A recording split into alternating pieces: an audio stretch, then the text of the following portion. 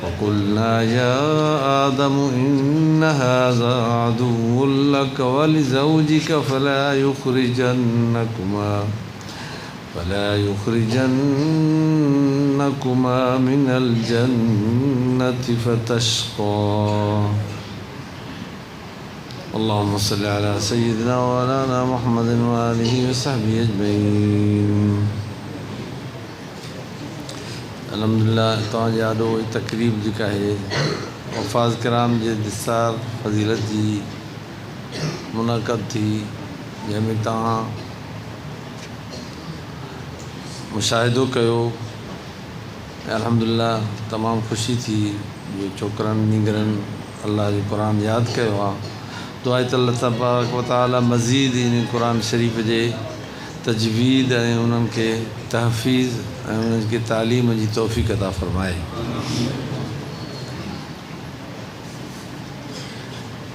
क़ुरान शरीफ़ अल्लाह जो कलाम आहे।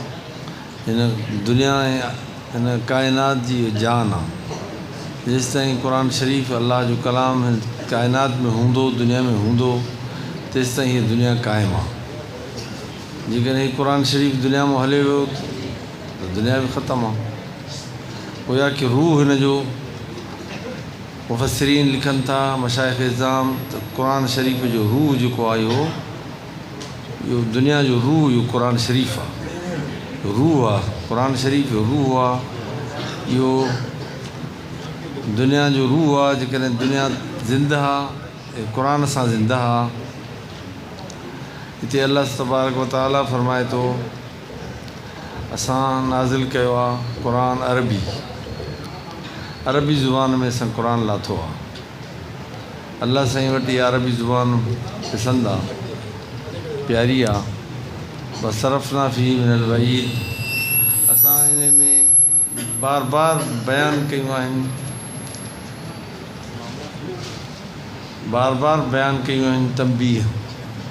तंबीहूं बार बार बयानु कयूं आहिनि, जीअं त माण्हू अल्लाह जो ख़ौफ़ रखनि, रिजनि। ऐं इहो दिसलहम ज़िक्रा या इन्हनि खे का नसीहत मिले। अल्लाह साईं क़ुरान शरीफ़ में पंहिंजा अहकामात, हिदायतूं ऐं क़वाइद ऐं ज़वाबित दुनिया ऐं आख़िरत जे भलाईअ जा बयान ऐं हुक्म ॿुधाया आहिनि। हुज़ूर सल्लल्लाहु अलैहि वसल्लम जन फरमाइनि था इन्नी मरउन मुनक़बज़ुन व इन्नल इल्म सयनक़बिज़। मां हिकिड़ो मर आहियां, अहिड़ो कि मुनक़बज़ आहियां, यानी अल्लाह ॾे मां वेंदुसि।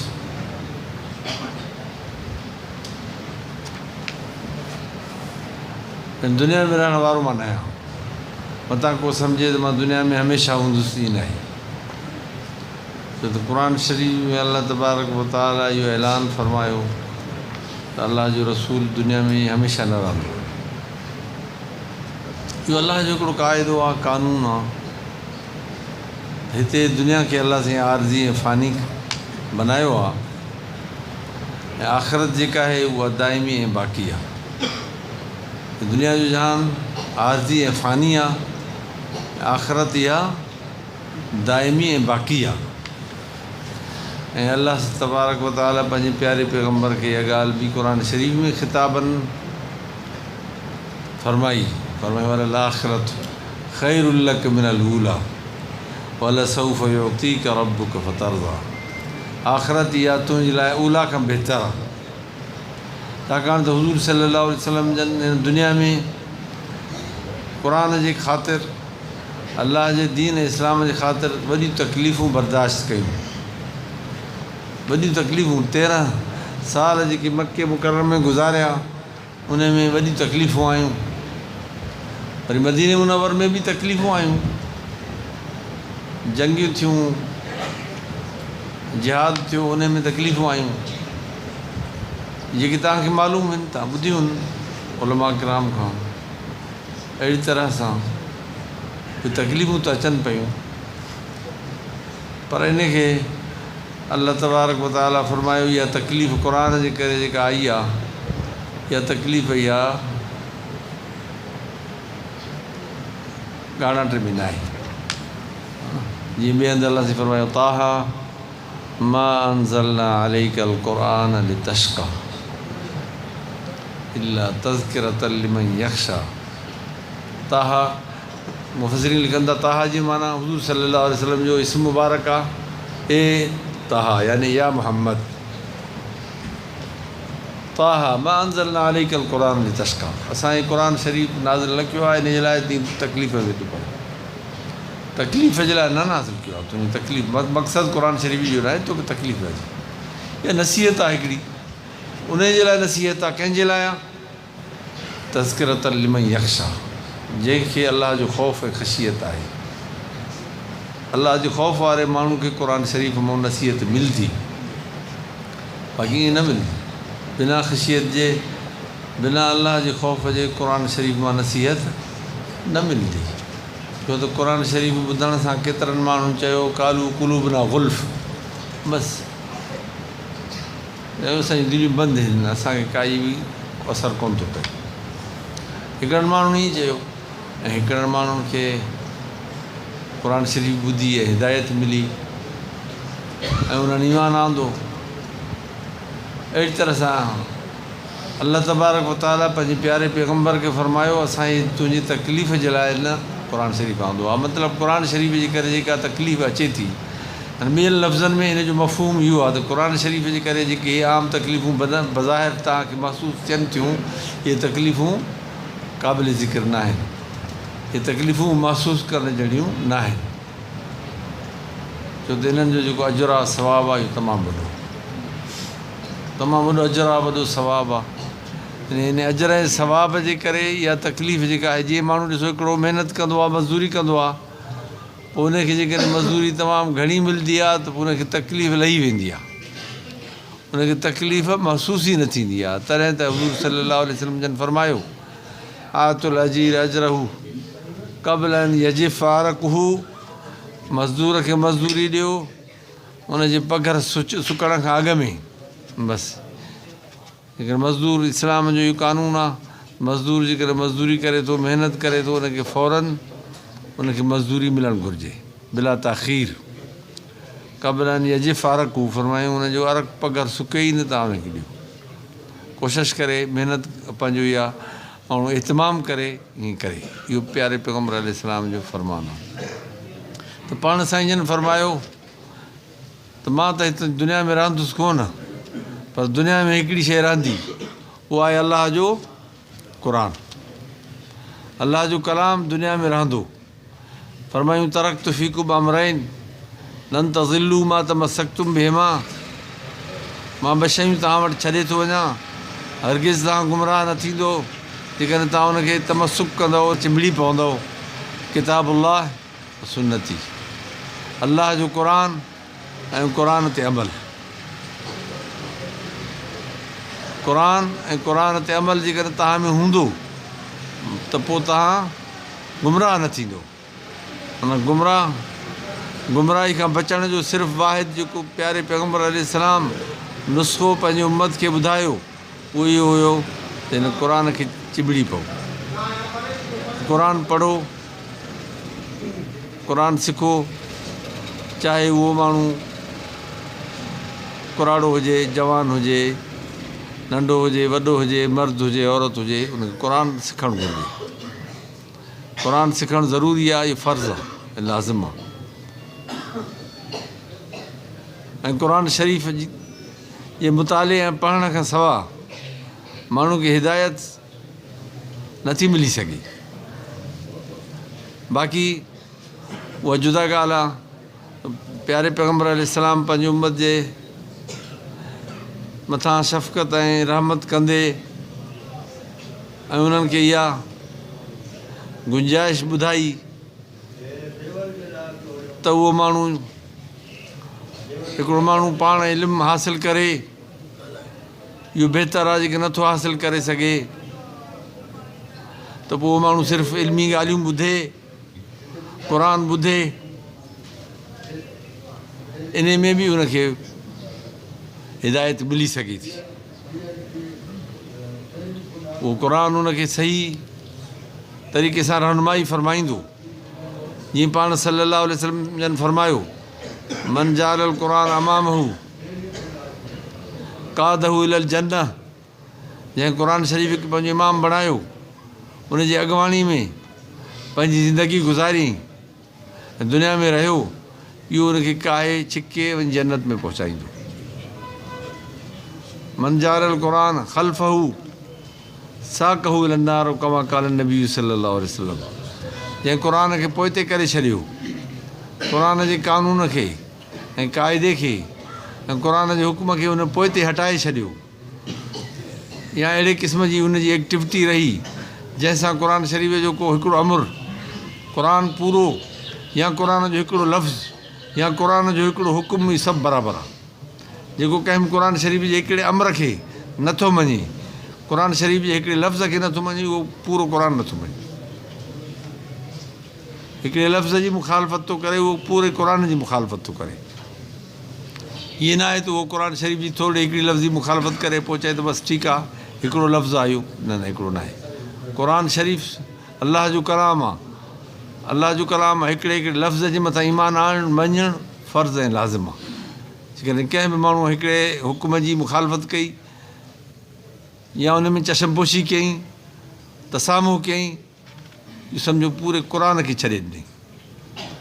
जंहिंजे लाइ पाण सल्लल्लाहु अलैहि वसल्लम फरमायो, मन जालल क़ुर ख़ल्फ़हू, मन जालल क़ुर ख़ल्फ़हू, जंहिं क़ुर खे पोइते करे छॾियो, साक़हू इलन नार, उहो उनखे साक़हू इलन नार, उहो उनखे जहन्नम में उछले छॾींदो। न आहे ज़रूरत बाबा, छो थो ईअं करे? छा चकर आहे? तोखे कहिड़ी ज़रूरत पई आहे हिन जी? मां पाण नथो करे सघां ईअं। अल्लाहुम्म सल्ली अला सय्यिदिना मुहम्मद व आलिहि वसहबिहि अजमईन। चुपड़ी करे वेही हू माण्हू ॿुधे क़ुर शरीफ़, चुप करे वेहे, ऐं थी हलियो वञे, बसि जाम छुटी। इज़ा क़ुरिअल क़ुरआन फस्तमिऊ लहू वअनसितू लअल्लकुम तुरहमून। अलाह साईं फरमाए थो, क़ुर शरीफ़ पढ़िजे, तव्हां चुप करे वेही ॿुधो, कन ॾेई ॿुधो। ॿुधो नथा त भला चुप कयूं, वेठा त हुजो, बसि चुप करे माण्हू वेहे, या त हली वञे, बसि जान छुटी, पोइ बि सही आहे। जिन त छॾाए वेझे न, वेठो बि हुजे ॿुधे बि न, त पोइ त ख़राबु आहे। क़ुर शरीफ़ मजलिस में आदाब आहिनि, माण्हू चुप करे वेही रहे, बसि न आहे ॿुधणो, मां हलियो वञे, भली हलियो वञे। ईअं न आहे त को ज़रूरी आहे त वेहंदो त फ़ाइदो आहे, न वेहंदो त बसि मुंहिंजी मर्ज़ी आहे। अल्लाहुम्म सल्ली अला सय्यिदिना मौलाना मुहम्मद व आलिहि वसहबिहि अजमईन। मतिलबु आहे त क़ुर शरीफ़ जे कंहिं बि हुकुम खे नज़रअंदाज़ करणु, उन में मुसामत ऐं चशमपोशी करणु, पूरे क़ुर खे नज़रअंदाज़ करण जी मुतरादिफ़ आहे, ऐं उनजी चशमपोशी करण जी मुतरादिफ़ आहे। ऐं इहो उन हदीस जो इहो मिसदाक आहे, जंहिं हदीस में प्यारे पैगम्बर अलैहिस्सलाम फरमायो, मन जालल क़ुर ख़ल्फ़हू साक़हू इलन नार, जंहिं क़ुर खे पोइते करे छॾियो, इहो क़ुर उनखे धिके वञी जहन्नम में उछलाईंदो। अलाह से रहम करे, अलाह पनाह में रखे। अलाह से असांखे क़ुर शरीफ़ असांजो इमाम बणाई। अलाह करे त असां हिन दुनिया में बि क़ुर जे इमामत में हुजऊं, ऐं क़ब्र में बि क़ुर जे इमामत में हुजऊं, ऐं हशर में बि अलाह से असांखे क़ुर जे इमामत में करे उथारे। त हुज़ूर सल्लल्लाहु अलैहि वसल्लम जन फरमायो, मां इहे ॿ शयूं तव्हां वटि छॾियां थो, मां त हली वेंदुसि। फरमायो, इन इमराउन मुनक़बज़ुन व इनल इल्म सयनक़बिज़। फरमायो, इल्मु बि हलियो वेंदो, पता तव्हां सम्झो त इल्मु इहो हमेशह हूंदो। उन वक़्तु हुज़ूर सल्लल्लाहु अलैहि वसल्लम जे दौर में ईअं पिया फरमाइनि, मथे नज़र फरमाए काइनात खे ॾिसी फरमाइनि त हाज़ा अवान इंतिज़ाइल इल्म। फरमाइनि त हाज़ा अवान इंतिज़ाइल इल्म, हीअ जेके अवान आहिनि, वक़्तु आहिनि इल्म जे निज़ाज आहिनि। इल्मु हलो ख़तमु थींदो वेंदो, इल्मु ख़तमु थींदो वेंदो। पोइ पाण फरमायूं, भला कीअं ख़तमु थींदो? इन अलाह ला यंतज़िउ इंतिज़ाअन यंतज़िउ मिन क़ुलूबिल नास। फरमायूं, अलाह तबारक व तआला इल्म खे ईअं कोन ख़तमु कंदो त माण्हुनि जे दिलनि मां छिके कढी वञे, न, ईअं न आहे। पर इहो ख़तमु कीअं थींदो? वलाकिन यंतज़िउहु बि इंतिज़ाइल उलमा।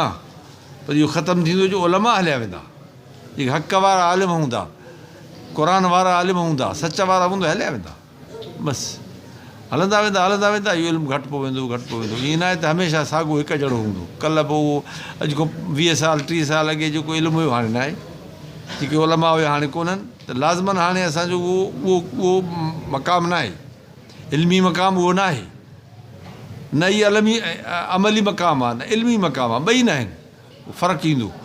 माना एॾो हुज़ूर सल्लल्लाहु अलैहि वसल्लम अॻे इहो इंतिबाह कयो आहे, तंहिंजी माना हुज़ूर सल्लल्लाहु अलैहि वसल्लम खां बाद, उन जे वक़्त खां बाद आहिस्ता आहिस्ता इहो इन्हितात हले थो, इहो इन्हितात हलंदो आयो। सिद्दीक़ अकबर जे दौर में, उमर फारूक जे दौर, हज़रत उस्मान गनी जो दौर, हज़रत अली करमल्लाह जो इहे दौर आया। इन खे पाण सल्लल्लाहु अलैहि वसल्लम जन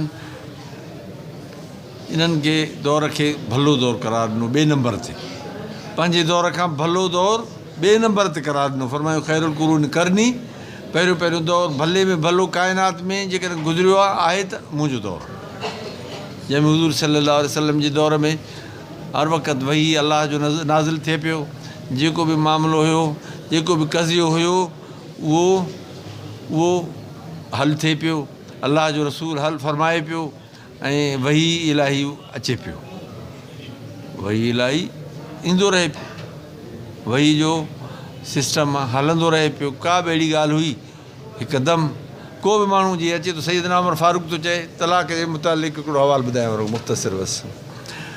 रिवायत में अचे थो हुज़ूर सल्लल्लाहु अलैहि हज़रत उमर फारूक रज़ियल्लाहु ताला अन्हु तलाक जे हवाले सां इजमा करायो सहाबा किराम जो। सभिनी साहिबनि जलीलुल क़दर साहिबनि खे घुरायूं, चयूं त तव्हां अचो त इन तलाक जे मुतालिक़ असां पाण में मजलिस कयूं। माण्हू अचनि था, हिकिड़ा दाई आहिनि, मुदई आहिनि, हिकिड़ा चवनि था तलाक ॾिनी आहे, हिकिड़ा चवनि था न ॾिनी आहे, हिकिड़ा चवनि था हिकिड़ी ॾिनी आहे, हिकिड़ा चवनि था 2 ॾिनियूं आहिनि, हिकिड़ा चवनि था 3 ॾिनियूं आहिनि, मुख़्तलिफ़ क़िस्म जूं ॻाल्हियूं आहिनि। तलाक हूंदी आहे हिकिड़ो दफ़ो, वरी ॿीहर माण्हू तलाक ॾेई सघे थो, 2 दफ़ा बि ॾेई सघे थो, 3हों दफ़ो जेकॾहिं हुन तलाक ॾिनी त उहा तलाक मुग़ल्लिज़ा चइबो आहे हुनखे, यानी पकी तलाक। उन तलाक खे माण्हू टोड़े नथो सघे। अहिड़ा वाक़ियात अचनि पिया, इख़्तिलाफ़ात थियनि पिया ज़ौजैन जा। पोइ हज़रत उमर साईं सभिनी साहिबनि सगोरनि खे विहारे चयो, हुज़ूर सल्लल्लाहु अलैहि वसल्लम जे दौर में पाण साईं जन वटि जेके क़ज़ा ईंदा हुआ, उन में इहा ॻाल्हि पुछा कई वेंदी हुई त बाबा तो घणियूं तलाकूं ॾिनियूं आहिनि, तो घणियूं तलाकूं ॾिनियूं आहिनि, उहो ॿुधाईंदो त मां हेतिरियूं तलाकूं ॾिनियूं आहिनि। बसि माण्हू सच ॻाल्हाईंदा। सच ॻाल्हाइण ॿिनि ॻाल्हियुनि जे करे, हिकिड़ो त हुज़ूर सल्लल्लाहु अलैहि वसल्लम जी ज़ात अक़दस, उनजी बरकत ऐं उनजे करे तज़कियो, ऐं उन्हनि में तालीम ऐं हिकमत ऐं दानाई ऐं परहेज़गारी तमामु आला दर्जे जी हुई। ऐं उनखां सवाइ ॿियो छा हुयो? ॿियो हुयो भउ ऐं ख़ौफ़। उहो ख़ौफ़ बि हुयो। ख़ौफ़ इहो हुयो त मबादा मतां अलाह जे तरफ़ां क़ुर शरीफ़ जी आयत नाज़िल थिए, मबादा जिब्राईल अलैहिस्सलाम अची वञे, थी सघे थो ईंदो त पोइ त कमु ज़ाहिर थी पवंदो। केतिरा भेरा ईअं थियो, क़ुर शरीफ़ में कई अहिड़ा मक़ामात अचनि था, जीअं मुनाफ़िक़नि जी ॻाल्हि अचे थी सूरह मुनाफ़िक़ून में, जो उन्हनि चयो त लनुख़रिजन्नल आज़्ज़ु मिनहल अज़ल, जेके असां वारा इज़त वारा माण्हू आहिनि उहे रदी माण्हुनि खे कढी छॾींदा। हे मुस्लमाननि जे लाइ उन्हनि ईअं चयो, हालांकि उहे बि न हुया, नाम निहाद मुस्लमान, पाण खे मुस्लमान सॾाइण वारा थिया, हलूं मदीने हिननि खे असां ॾिसंदासीं, कढंदासीं। हे वरी मके खां अची हाणे मदीने जो कब्ज़ो करे वेही रहिया आहिनि।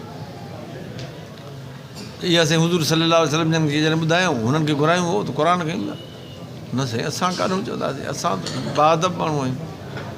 क़ुर शरीफ़ आयत नाज़िल थी वई, पोइ फरमायूं की सही ॻाल्हि आहे, इहा कूड़ थाण माण्हू डिॼंदा हुआ त मतां असां ग़लति ॻाल्हि कयूं त क़ुर शरीफ़ जी आयत जीअं अहिड़ी तरह ॿुधायूं।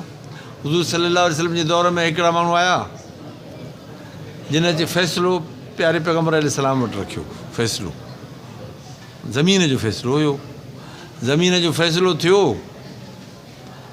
हिकिड़ो माण्हू ॾाढो चर्ब ज़ुबान हुयो, चालाक हुयो, हिकिड़ो वीचारो फ़क़ीर माण्हू साधो हुयो, अलाह जो माण्हू हुया त ॿई अलाह जा माना, पर मतिलबु हिकिड़ो तेज़ हिकिड़ो हल्को, उहो तेज़ माण्हू जेको ज़ुबान दराज़ हुयो उन सां पंहिंजो कज़ियो अहिड़ो पेश कयो, दलील शवाइद अहिड़ा पेश कया जो हुज़ूर सल्लल्लाहु अलैहि वसल्लम जन उनजे हक़ में फ़ैसिलो ॾिनो त बाबा ज़मीन तुंहिंजी आहे। उहो वीचारो ख़ामोश थी वेही रहियो, चए हुज़ूर साईं जो फ़ैसिलो अखियुनि ते आहे। फला वरब्बिका ला युमिनूना हत्ता युहक्किमूका फ़ीमा शजरा बैनहुम सुम्मा ला यजिदू फ़ी अनफुसिहिम हरजम मिम्मा क़ज़ैत व युसल्लिमू तस्लीमा। माना अलाह जे रसूल जे फ़ैसिले जे आॾो त उनखे सरे तस्लीम ख़म करिणो हो न, इहो त अलाह जे रसूल जो ख़ासो आहे हिकिड़ो, ॿिए कंहिंजो फ़ैसिलो त अहिड़ो न आहे न। हाणे तव्हांखे सम्झिजो इहा ॻाल्हि, अहम तरीन ॻाल्हि अथव, अॻे कॾहिं तव्हां ॿुधी मता न हुजे। पोइ साईं उहो वीचारो चुप करे लफ़्ज़ न कुझु, ठीकु आहे। हे उथी अञा थोरो वक़्तु हलिया त हज़रत जिब्रील अलैहिस्सलाम आयो। हुज़ूर साईं जन ख़िदमत अर्ज़ु कई, साईं जेको तव्हां फ़ैसिलो कयो आहे, इहो जेको माण्हू ॻाल्हियूं करे वियो आहे तिखियूं तिखियूं, हक़ीक़त में ज़मीन इन जी न आहे, ज़मीन हुन ग़रीब जी आहे जंहिंखे ॻाल्हाइण न पियो अचे, हिनखे वरी घुरायुसि। मतां हे सम्झे त हुज़ूर सल्लल्लाहु अलैहि वसल्लम जन फ़ैसिलो करे मूंखे जेका ॾिनी आहे हाणे इहा मुंहिंजी थी वई, हाणे मां सचो थी वियुसि। न न ईअं न आहे, इहा ॻाल्हि सम्झायोसि, पोइ ॾिसो घुरायूंसि। हुज़ूर सल्लल्लाहु अलैहि वसल्लम जन हुनखे घुरायो, चयूंसि त अदा ॻाल्हि ॿुधो, हे जेको मां तोखे फ़ैसिलो कयो आहे ज़मीन तुंहिंजे हक़ में तोखे ॾिनी आहे, पर जेकॾहिं हक़ीक़त में अलाह खे त ख़बर आहे न, ॿियो तोखे ख़बर आहे त इहा ज़मीन कंहिंजी आहे। जेकॾहिं इहा इन हुनजी आहे तुंहिंजी न आहे, ईअं सम्झ मां तोखे जहन्नम ॾिनो अथमि। इनमा क़ताअतुहु लक क़ितअतन मिन अन्नार, मां तोखे जहन्नम जो हिकिड़ो टुकड़ो कटे थो ॾियां। मथां सम्झे हुज़ूर सल्लल्लाहु अलैहि वसल्लम जन हिकिड़ी ॻाल्हि मूंखे कई, हाणे मां हिकिड़ी चर्ब ज़ुबानी करे चालाकी करे हिकिड़ी ॻाल्हि हुज़ूर साईं खां मञाए वियुसि, हाणे इहा ॻाल्हि बसि सची थी वई। न न ईअं न अथई, जे ग़लति आहे त इहो जहन्नम अथई, तुंहिंजी मर्ज़ी। उन वीचारे तौबा कई, तौबा कई, चई साईं मां वाक़ई ग़लति आहियां, इहो माण्हू सचो। इहो त उनजो दौरो न, पोइ त माण्हू कूड़ा थी विया न, कूड़ हणी धोखा ॾेई माण्हुनि खे अलाए छा छा माण्हुनि खां कराए विया। भली घणी केरु बुज़ुर्ग हुजे, वली हुजे, उन सां कूड़ हणी हिकिड़ो माण्हू हणी वेंदो, पोइ छा कंदुसि भली, ऐं बुज़ुर्ग छा कंदो, बुज़ुर्ग हुन कूड़ खे ॿुधी चवंदो हा भाउ तूं सही आहे, हालांकि हूंदो त कूड़ो, उहो फ्यूचर त हुनखे ॿुधाईंदो त भई कूड़ हणी वियो, उहो कूड़ यकी हलंदो छा भला, हालांकि उहो कूड़ कूड़ थी वियो। हुज़ूर सल्लल्लाहु अलैहि वसल्लम जन इहा ॻाल्हि हुनखे ॿुधाई, हुन वीचारे तौबा कई, तौबा कई, चईसीं मां तौबा थो कयां, इहा हिनखे ॾेई छॾियो, भली मां मुंहिंजी न आहे, हक़ीक़त में मुंहिंजी न आहे, मां ग़लति फ़हमी में हुउसि, मां सम्झां पियो त हुज़ूर साईं जन जेके मूंखे ॾेई छॾींदा त शायदि मुंहिंजी थी वेंदी, मां तौबा थो। माना इहा हुई कैफ़ियत, त माण्हुनि में ख़ौफ़ बि हुयो ऐं अलाह तबारक व तआला जो जी तक़वा ऐं उन्हनि में भउ बि हुयो। हुज़ूर सल्लल्लाहु अलैहि वसल्लम जी बि अदब एतिराम हुयो ऐं ख़ौफ़ बि हुयो। तंहिंजे करे हज़रत उमर साईं हुननि खे चयो बाबा हाणे ॻाल्हि ॿुधो, हुज़ूर सल्लल्लाहु अलैहि वसल्लम जो दौरु त पूरो थी वियो, हाणे उहो ॿियो दौरु आहे, ख़िलाफ़त राशिदा जो दौरु आहे। हाणे जेकॾहिं तव्हां बज़ाहिर जेकॾहिं तव्हां तलाक ॾींदव 3 दफ़ा, त असां हुनखे ऐं शायदि तव्हांजे मथां बीहजी विया, असां हुनखे 3 करार ॾींदासीं, बाक़ी तव्हां खणी चओ कसम खणो त न साईं असांजे दिलि में न हुयो, हीअं न हुयो, फलां, दिलि बिल सां असांजो वास्तो न आहे। शरीयत ज़ाहिर असां आहे, जीअं ज़ाहिर हूंदी उहा ई आहे। ज़ाहिर में जेकॾहिं क़ुर जी ख़िलाफ़ वर्ज़ी आहे, तव्हांखे मञिणो पवंदो त ख़िलाफ़ वर्ज़ी आहे, तावीलूं तशरीयूं तव्हांजूं न हलंदियूं, बसि तव्हांजी मर्ज़ी इहा। पोइ सभिनी साहबनि करामनि इजमा कयो, जेके बि जलील क़दर चई इहा ॻाल्हि तव्हांजी सही आहे, हाणे जेकॾहिं को माण्हू 3 तलाक़ूं ॾींदो, शायदि बीहजी विया, असां हुनखे 3 सम्झंदासीं, हुनखे ईअं न चवंदासीं हीअ तलाक जेका आहे हिकिड़ी आहे, ईअं न आहे, ईअं न चयो। हालांकि न त जेकॾहिं को माण्हू, हिकिड़ी तव्हांखे मसइलो ॿुधायां थो, को माण्हू जेकॾहिं तलाक जे लफ़्ज़ खे मुतक़रर करे थो त उहा हिकिड़ी आहे, बशर्ते तक़रर हुजे न हुनजो, तअद्दुद हूंदो त पोइ हिकिड़ी न थींदी, तक़रर हूंदो त हिकिड़ी थींदी। हिकिड़ो माण्हू मसइलो जीअं साईं जन बाबा साईं जन अजीब हिकिड़ो मिसाल ॾींदा, हिन जो हिकिड़ो अजीब मिसाल ॾींदा, चवंदा हिकिड़े माण्हूअ खे हथ में हुजे हिकिड़ो नोट, 100 जो नोट पधो, रुपए जो वठो, हाणे त 100 बि पंहिंजो रुपयो थी वियो आहे, तॾहिं साईं जन मिसाल ॾिनो रुपए जो, भाई हिकिड़े माण्हू वटि रुपयो हुजे, कंहिंखे ॾे थो अदा हे रुपयो अथई, हे वठि अदा रुपयो रुपयो रुपयो आहे, 3 दफ़ा रुपयो चई वियो, माना 3 रुपया थी विया छा, उहो त रुपयो ई आहे न, हा न साईं। पर जेकॾहिं हिकिड़े माण्हू खे हिकिड़ो रुपयो, वरी ॿियो रुपयो, वरी 3 रुपयो ॾींदो छुटो, हला जीअं बलोची ज़ुबान में बिरोही में पंहिंजो जंहिंखे तलाक ॾियणी हूंदी आहे त भितर 3 कढी ॾेई छॾींदा अथसि अबा हीअ मुसिट तिसनुट त ख़लास जान छुटी पोइ वरी चवंदा आहिनि न साईं असां त हिकु भेरो ॾिनी आहे हिकु भेरो न थींदी आहे जीअं साहब कराम इजमा कयो आहे हाणे उन ते अमल आहे हिकु माण्हू को 3 तलाकूं ॾींदो उहे कज़ा में ईंदियूं उन्हनि खे 3 ई तस्लीम करिणो पवंदो अहिड़ी तरह छो त हाणे हे दौरु अहिड़ो आहे माण्हू कूड़ हणी था वञनि अलाह साईं त फरमायो आहे या अय्युहल्लज़ीना आमनू इत्तक़ुल्लाह वकूनू मअ सादिकीन ए ईमान वारो अलाह जी तक़वा रखो सचनि सां गॾु रहो कूड़नि खां भॼो परे अलाह साईं असांखे कूड़ खां बचाए कूड़नि जे मैयत खां बचाए अलाह साईं असांखे सचनि सां गॾु हलाए सच जी तौफ़ीक़ अता फरमाए अलाह साईं हिननि हिते हिन मस्जिद खे आबाद करे जिन दोस्तनि मस्जिद जी ख़िदमत कई आहे अलाह उनजी क़बूल फरमाए हदीस पाक में जो मन बना लिल्लाहि मस्जिदन बनल्लाहु लहू बैतन मिसलहू फिल जन्नह